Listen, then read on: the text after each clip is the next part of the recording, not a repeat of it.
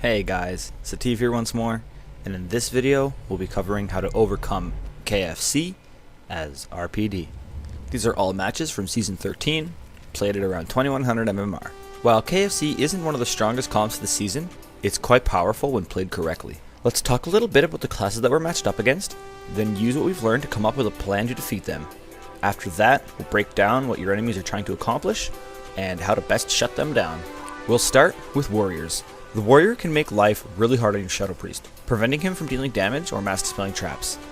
Warriors are much more a viable kill target than last season, but their damage is just as high, if not higher than last season, so you need to be very careful and be prepared to shut down their cooldowns. A lot of the time, shutting down a Warrior's cooldowns is as simple as blinding him and cheap-shotting his trinket. Now, if he doesn't trinket and he just sits, he's a smart warrior, because he knows that as soon as his cooldowns are up and he's got no trinket, you're waiting to bomb kidney him and just destroy him. Next up are Hunters. They have a lot of CC. Since we're not playing with Shadow Step, it's a lot harder for us to eat traps for our healer.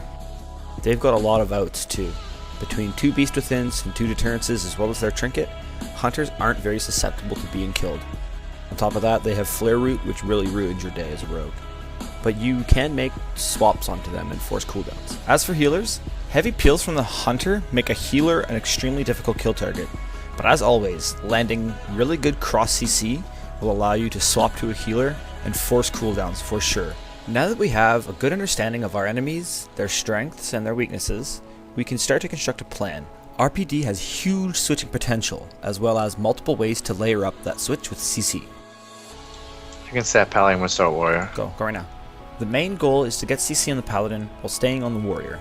By sticking on the Warrior, you force him to play in defensive stance, which really limits his rage generation. The Paladin sets a sap into a Cyclone, while I keep the Warrior stunned, which allows my Shadow Priest to free cast. Pink Savage roars us, which lets our Priest run over to the Paladin in fear. Okay.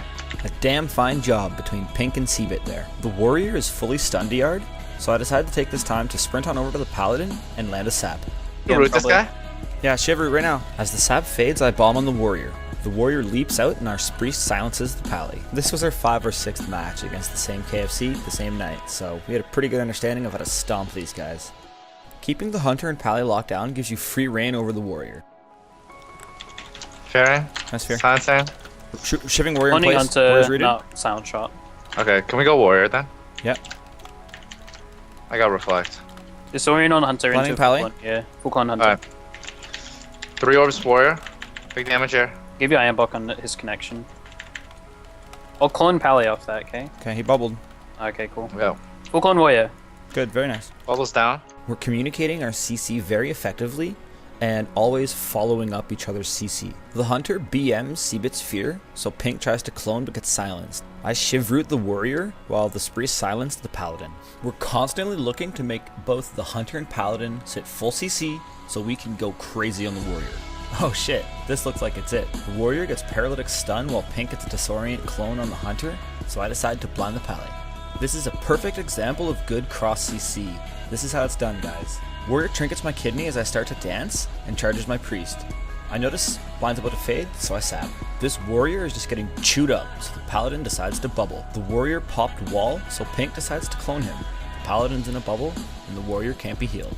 Besides looking for ways to set up extremely effective cross CC on your enemies, as a rogue, you are an extremely supportive class.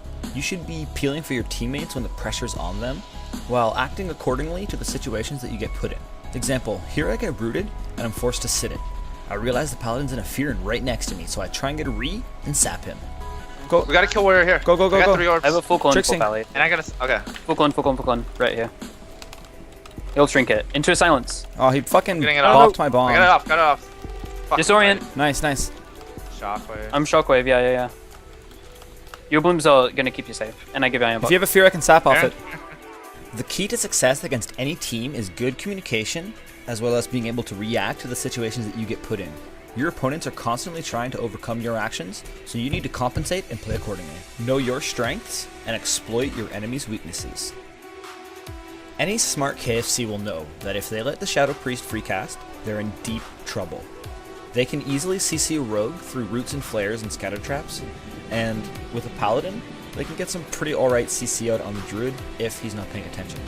But between HOJ and Trap, or things like Scatter, Repentance, there's multiple ways for your healer to get CC. Just as our enemies are trying to counter our actions, it's your job to counter your enemy's actions. When your healer is forced to sit big CC chains, it's your duty to keep the pressure off your priest and support as much as possible. And sometimes in this game, a good offense is the strongest defense. You can't spend the whole game timidly trying to peel, you need to get the pressure rolling somehow. Having a good understanding of your enemy's weaknesses and being able to capitalize on their mistakes will provide you with that advantage. But much like any competitive game, your opponents are trying their best to succeed. So even if you manage to pull off everything you're trying to do successfully, things don't always go as planned. You need to be one step ahead of your enemies and prepared to capitalize on their actions. Even if they're doing the right thing, you need to be ready to set them back one step every time they move. Here our priest life swaps pink just as he gets scattered. I compensate for this by shadow dancing and spamming cheap shots.